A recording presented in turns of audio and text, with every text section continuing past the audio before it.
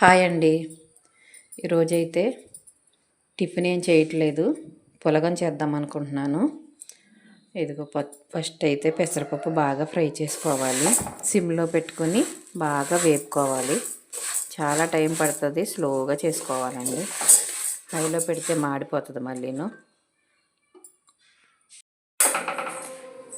ఇదిగోండి, బాగా ఎగిపోయినాయి కదా పెసరపప్పు.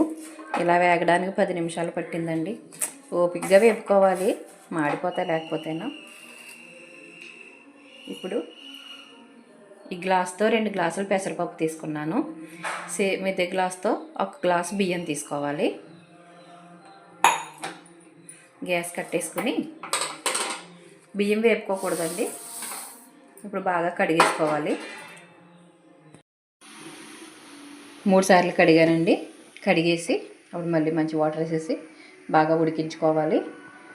3 గ్లాసులు వేసాను కదా, 2 గ్లాసులు పప్పు, 1 గ్లాసు బియ్యం వేసాను కదా, 9 గ్లాసులు వాటర్ వేసాను. ఎందుకంటే మెత్తగా ఉడికించుకోవాలి. ఇది పొడి పొడి ఆడుతూ ఉండదు, సేమ్ పాలన్నం ఎలా ఉంటుందో అలా ఉంటుంది. రేషన్ బియ్యం వేసుకోవాలండి, అది వేసుకుంటేనే చాలా టేస్ట్ ఉంటుంది. బాగా ఉడికించుకోవాలి. ఇప్పుడు ఇదిగోండి, బాగా మెత్తగా ఉడికిపోయింది చూడండి. ఇలా ఉడికిన తర్వాత కొబ్బరి తురుము వేసుకోవాలండి. కొబ్బరి తురుము సరిపడినంత సాల్ట్ వేసుకోవాలి.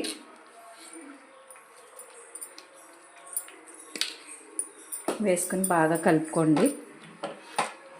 నా వీడియోలు చాలామంది చూస్తున్నారండి, అందరికీ చాలా చాలా థ్యాంక్స్ అండి.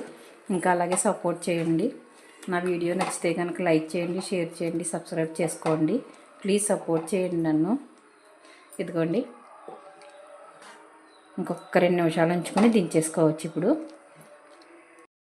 అదిగోండి, పులగం రెడీ అయిపోయింది. వేడి వేడి పులగం. ఇందులో నెయ్యి కానీ నువ్వుల నూనె కానీ వేసుకొని తింటే చాలా బాగుంటుందండి. ఒక్కసారి కంపల్సరీ ట్రై చేయండి మీరు. చాలా చాలా బాగా నచ్చుతుంది అందరికీను. నెయ్యి వేసుకుంటాము.